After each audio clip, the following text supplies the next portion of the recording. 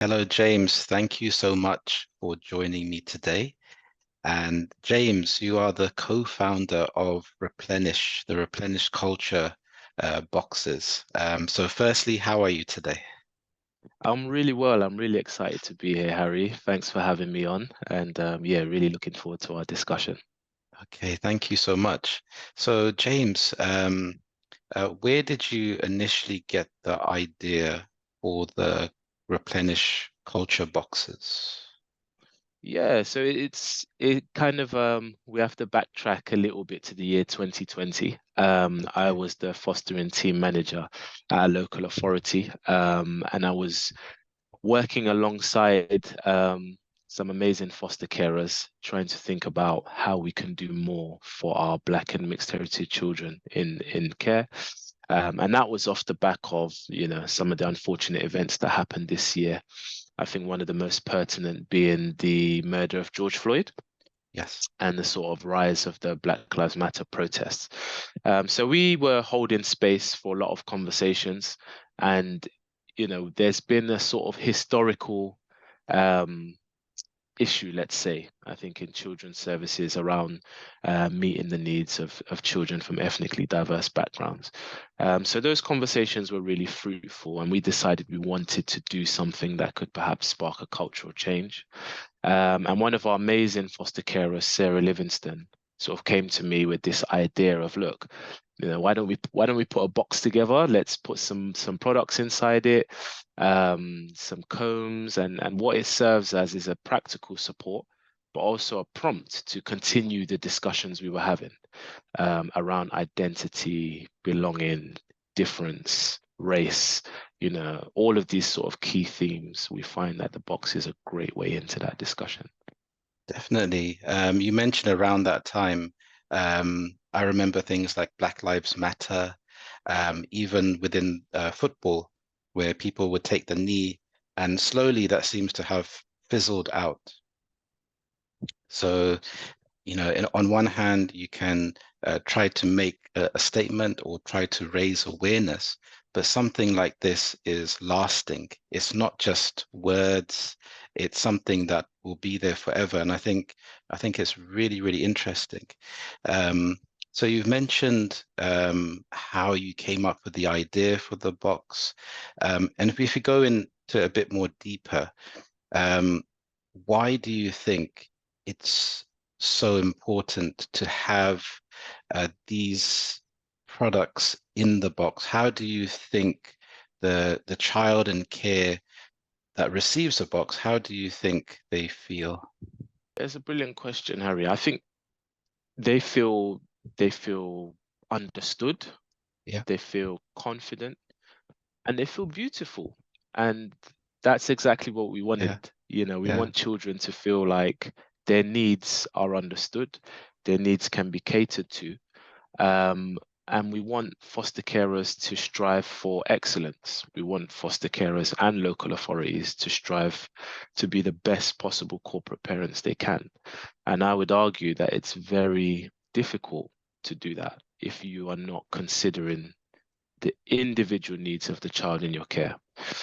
So these products are really a moment to sort of connect with a child. It's a relational moment. It's about transmitting to that child that, like, I see you, I understand you, and actually I can cater to your needs. That's beautifully put. And I was looking on your website, and there's some interesting statistics there. For example, 8% of children in care are Black, 89% of approved adopters are white, and there's over 1,000 days wait for a new home for Black boys. Now, it's quite interesting when you see those numbers. Um, and so if a foster parent that has a child or that is Black or mixed heritage, um, how do you think this is helpful? We've spoken about the child. How do you think it's helpful for the foster parent in that situation? Absolutely. I think they're a great source of support for the foster parent. I think that it can be quite daunting, the task of looking after a child who comes from a background that you are not familiar with, maybe have had less proximity to. And I think one of the things we wanted to do with this discussion is to give a little bit of reassurance that, it's a big ask. It's asking somebody to step into a territory that they maybe know not a great deal about. Um, but what we want our foster carers to do is to be proactive about that process, And I think perhaps what's happened in the past is people have felt the overwhelm and maybe not been as proactive about bridging that gap, understanding, okay, what food maybe do I need to prepare, and what are some of the cultural dishes I need to make? What does a different hair texture need? What products, what protective hairstyles, what music maybe do I need to have playing around the house so that maybe this child feels a sense of connection to their cultural heritage as well. So I think these are some of the things that are part of our story. We shine a light on different books that a foster carer could perhaps be reading to a child. And what these things do is they make difference, race, cultural background, not this big scary thing, but it's something that we're constantly visiting, and making that child feel included and empowered. That's a very good answer. Also, at Avanti Fostering, we really try to promote the idea of education. So, working with our social workers and foster parents to really understand the needs of children, of the children in care, because I think it can be quite a sensitive topic, especially if the child has come from a troubled background. So they're already really defensive when they go into that situation. So the foster parent may have the best of intentions, but then there's a wall there, and it's difficult for them to break down. So they think, I'm not getting through to the child. So having something like this, it really shows. You mentioned the word connection, and it's not like you're forcing the child to think, okay, you have to like me because you're in my home.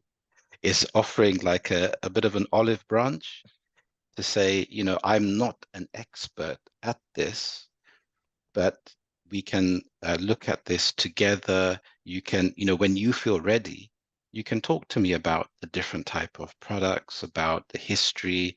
A lot of children may not even know about these certain products or about the history. Thank you so much for sending the box. I really appreciate it. And I was looking at some of the products here, and they look to be of a really high quality. So how did you decide what to put into the box? Because you can't cram everything in. So how did you categorize it? How did you choose, okay, I'm going to put this product in? That's a really great question, and it's something that we have spent a lot of time thinking about. And I suppose before I go into that, what I want to say as well is that the box is it's a starter pack. It's a bit of steer. However, it's not a be all end all, right? Not all of those products will necessarily work for the particular child you have. However, it's an invitation. Having that box is better than having nothing at all. And this moment, this relational moment that we're touching on is also about inviting the child to maybe share with you what products they use, which could be different from the ones in the box. But in terms of our journey with deciding what to put in there, it was really thinking about what what do we feel would be most helpful for a child who's just come into the care system, who has just kind of lost everything, if you like, been completely removed from their sense of familiarity. But equally, what would be most helpful to a foster carer, let's say, from a white British background, looking after a Black Caribbean child? What would be most helpful to that foster carer in that moment, in those early days of a placement?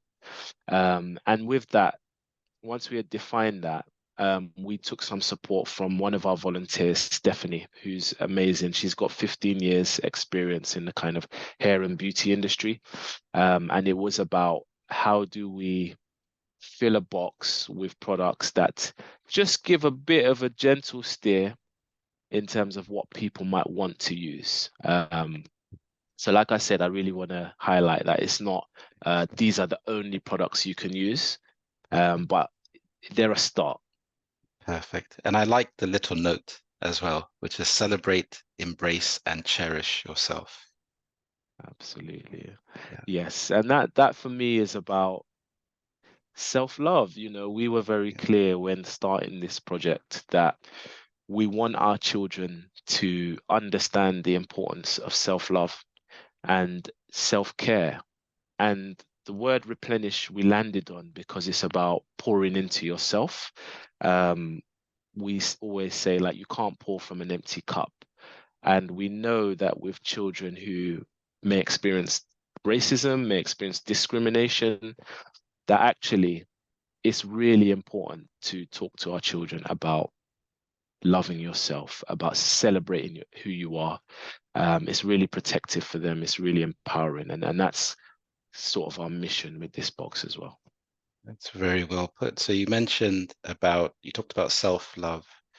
Um, what impact does that make, especially on a child, if they learn the concept of loving, really, really loving yourself? What impact do you think that could make on a child? I think what we're talking about is the journey to a positive self-esteem. And I think that it's a journey that could take a lifetime. Excuse me. It's a journey that can be very complicated. Um, but I think it's a journey that as parents, as foster parents, we have to recognize and appreciate. And we have to do our utmost best to support children with that journey. And I think for children in care, it can be particularly complex because they already have this kind of outsider complex of being rejected from their family home, joining a new family. So supporting these children to achieve a positive self-esteem, a positive sense of self is particularly challenging. And it requires that kind of proactive input. Um, so I think self-love and a positive self-esteem are things that as individuals we can master with Yeah. help. We can't change necessarily the views of others, you know, that's not always within our gift to change, but how Yes. we feel about ourselves is something we can work on. And I think the earlier we start that, the better. That's beautifully put. Now I'm just going to share my screen. So this is the website for Replenish. I'm just going to just scroll down a bit here. Um, there's a nice message from the co-founder, Sarah. I highly advise people have a look at this. Um, and there are some really nice quotes um, as well. And just an idea of the some of the products in the box. And I wanted to show this website to the audience so they can look at this here, so they can donate um, some amount. So you can donate one time, monthly, or annually. Now, the money that they donate, what is it used to do? So that money helps us to produce new content to grow our sort of social media platforms. It helps us as well with the sort of the operation of producing these boxes. So whether it's sort of buying the boxes, whether it's getting the products for them, this all really sort of helps us to kind of keep going, keep the wheels turning. Yeah, We're a CIC, which means that we can generate revenue by selling the boxes, but we can also receive donations as well. And all of this helps us to continue to offer something really comprehensive. Um, like I said earlier, you know, we want Replenish Culture to be an all-encompassing platform, really, that really understands, explores, and unpacks issues around culture, difference, identity. And so these donations really just help us to keep going. Perfect. So please donate whatever you can. So it's going to a brilliant cause. Okay. So perfect. So thank you so much, James. I really appreciate your time today. And just talking from your perspective about why you created this box with Sarah and all the other people involved in creating this beautiful product. I think it's so amazing because you took that initiative to say, right, I'm going to make a change. And I'm sure the foster parents and the foster children or adopted children, the children in care will really benefit from this. Oh, thank you. That's really meaningful, Harry. You know, that's exactly what we wanted to do, was to create something that can make a change, you know, and it's something really quite simple, but something so impactful. And I think we're really, really hopeful about, you know, what we can go on to achieve with this initiative. Perfect. And I love the design and the colors. I think it really stands out. I think it's Just really, on that, so that yeah. was designed by some looked after children. Oh, Um, wow. they actually worked with a graphic designer, Okay. and the workshops were incredible. She kind of showed them some different brandings and some different concepts, and over 2 or 3 workshops, they came up with that design. And Wow. that was really quite powerful to observe, because we Yeah. saw the impact of kind of holding space for these discussions. And I think sometimes we maybe feel that children are not quite ready for that, or won't engage in it so well. But yeah, it was quite the contrary. It They looks, it were, looks, it looks so professional. They did a yeah, fantastic job. they really did. They really did. Okay, perfect. Okay, thank you so much. And I hope you have a wonderful day. Thank you, James. Likewise. Take care, Harry.